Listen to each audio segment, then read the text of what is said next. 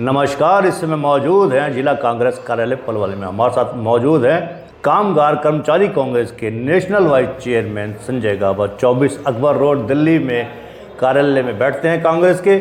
आज फिर से एक बार मुखातिब हुए हैं क्योंकि लोकसभा चुनाव सर पर हैं और छठे चरण में चुनाव है। 25 मई को मतदान है। तो आइए जानते हैं आजकल के हालात के ऊपर और कुछ अन्य मुद्दों पर चर्चा करते हैं। गाबा साहब, टिकट डिक्लेयर नहीं हो रही है।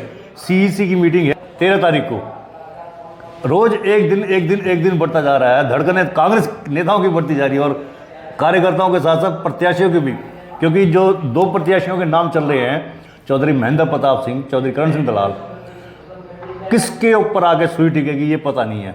क्या कहेंगे आप? कल तक हो जाएगा फाइनल। ये कल तक तो कई बार हो चुका। अब कल फाइनल हो जाएगा। और अगर कल ना हुआ तो क्या होगा? कल करना ही पड़ेगा, अब टाइम नहीं है, हो जाएगा। अब लास्ट फाइनल बताइए कब हो जाएगी? आपको बोल दिया, आज भी मीटिंग है, कल सीईसी की मीटिंग है, हरियाणा की ही मीटिंग है, हरियाणा दिल्ली की। कल रात तक टिकटें फाइनल हो जाएंगी। वजह क्या है? इसके पीछे देरी क्यों हो रही है? गुटबाजी आड़े आ रही है। अब ये हमारे बड़े नेताओं से बात कीजिए भाई। मैं जो वो बोलने के लिए एलिजिबल नहीं हूँ ना, मुझे पता बंद कमरे में क्या कारण होते हैं। मैं बाहर के कमरे में बैठता हूँ। अच्छा, आपके नेता हैं जो अध्यक्ष हैं उदित राज जी, पूर्व सांसद भी हैं, वो भी चुनाव लड़ रहे हैं क्या? वो भी चुनाव लड़ रहे हैं। अच्छा, कहाँ से लड़ रहे हैं वो? दिल्ली से, रोहिणी वाला एरिया जो है। अच्छा, एक चीज़ और बताइए, क्या रहेगा इस बार? क्योंकि बीजेपी दावा कर रही है कि 10 की 10 लोकसभा सीटें वो एक बार फिर से बीजेपी की झोली में जाएंगी और कांग्रेस के हाथ खाली रहेंगे, क्योंकि कांग्रेस डर रही है, अपने कैंडिडेट्स तक नहीं उतार रही है। देखिए, डर नाम की चीज़ कांग्रेस के अंदर नहीं है। मैं आपको बड़ा क्लियर पहले भी कई बार बोल चुका हूँ और हमारे नेता राहुल जी का भी एक ही कहना है, डरो मत, और उसी पर कांग्रेस का एक एक सिपाही काम करता है। दूसरी बात, 10 की 10 सीट जो ये दोबारा दम्भ घमंड जो ये कर रहे हैं, किस लिए कर रहे हैं पता तो लगे। इतनी महंगाई बढ़ा दी उसके लिए कर रहे हैं। हरियाणा में भाई को भाई से लड़ा दिया उसके लिए कर रहे हैं। बेरोजगारी चरम सीमा पे हिंदुस्तान में तो है ही है, हिंदुस्तान में भी हरियाणा में टॉप पे है, उसके लिए 10 में 10 सीट लाएंगे। हमारे गांव देहात का बच्चे से मतलब एक बच्चे का सपना होता है कि हम फौज में जाएं, देश की सेवा करें, घर के लिए, परिवार के लिए कुछ जिम्मेदार बने। उनको अग्निवीर बना के पटक दिया, उसके लिए ये वोट मांग रहे हैं।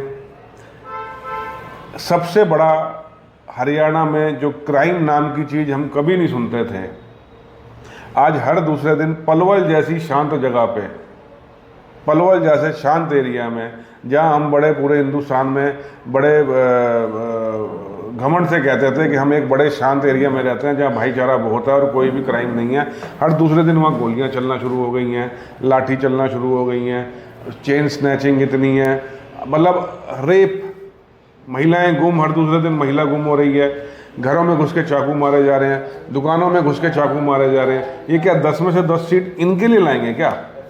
लेकिन जो आप समस्या गिना रहे हैं या मुद्दे गिना रहे हैं, कोई भी ज़्यादातर मानना यह है कि कोई सीरियसली नहीं लेता। एक अकेला मोदी सब पर भारी। राम मंदिर का निर्माण कराने के बाद काफ़ी उत्साहित है बीजेपी और खुद कैंडिडेट्स भी कहते हैं मोदी के नाम पर लगातार तीसरी जीत उन्हें मिल रही है। देखिए, ये भ्रम जो फैलाया जा रहा है, एक अकेला सब पे भारी, सबसे डरपोक आदमी है भाई वो।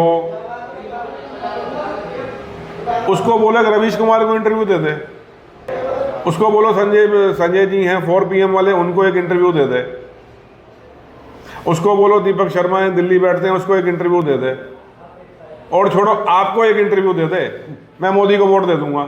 कल भी मैंने कहा था, परसों भी। सबसे देखिए, तानाशाही जो करता है वो बहुत डरावा आदमी होता है और डरावा आदमी अपने सारे तंत्र अपने आप को बचाने में यूज़ करता है। ये डरावा आदमी ईडी, CBI, इनकम टैक्स को अपने आप को बचाने के लिए यूज़ कर रहा है, ना कि भाई एक चीज़ बताओ, अभी इलेक्शन टाइम चल रहा है, इस टाइम ईडी इतनी एक्टिव है। ईडी या कोई भी संस्था इस टाइम उसको एक्टिव तब होना होता है जब कोई देश विरोधी बहुत गंभीर काम हो रहे होते हैं। आज इसको पकड़ लिया, आज उसको पकड़ लिया, आज इसको पकड़ लिया, तो ये बताओ ना, इसमें ये इलेक्शन बाद भी हो सकता है। सबसे बड़ी चोरी, सबसे बड़ा डाका, सबसे बड़ा स्कैम वर्ल्ड का कोई निकल रहा है तो वो इलेक्टोरल बॉन्ड निकल रहा है। और जिन जिन लोगों ने मोदी को, भाजपा को जो बोल रहे हैं कि एक अकेला सब पे भारी, वो सारी इंडस्ट्री पे भारी पड़ गया। डकैती हुई है सरेआम।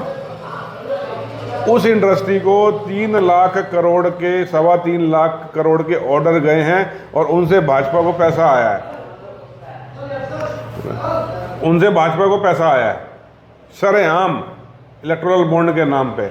जो पैसा दिख रहा है वो तो दिख गया, लिस्ट में आ गया। सुप्रीम कोर्ट का, माननीय सुप्रीम कोर्ट का हम आभार प्रकट करते हैं कि उन्होंने बता दिया कि कितने बड़े ये चोर हैं। इन्होंने बीफ काटने वाली कंपनियों से चंदा ले लिया 250 करोड़ रुपए। इन्होंने वैक्सीन बनाने वाली कंपनियों से चंदा ले लिया। इन्होंने बेशर्मों ने। इन्होंने जो दवाइयों की कंपनियां, जो दवाइयां फेल हो गई थी हिंदुस्तान के पैरामीटर पे, हिंदुस्तान की लैब्स में, उनसे चंदा ले लिया। वो दवाइयां हो सकता है मार्केट में आ गई हो चंदा लेने के बाद। क्या हुआ क्या नहीं हुआ पता नहीं। इन्होंने किसको छोड़ा है? एक अकेला सब पे भारी, सब पे डकैत, सबसे बड़ा एक अकेला है वो। साइड में जो आप देख रहे हैं YouTube channel, Facebook page, Instagram और एक्स हैंडल, इसको आप लाइक करें, फॉलो करें, कमेंट बॉक्स में जाके एक प्रतिक्रिया दें। उस लिंक को ज़्यादा से ज़्यादा शेयर भी करते। इस वीडियो को आप जितना शेयर करेंगे हम आपके आभारी रहेंगे। धन्यवाद। जय हिंद, जय भारत।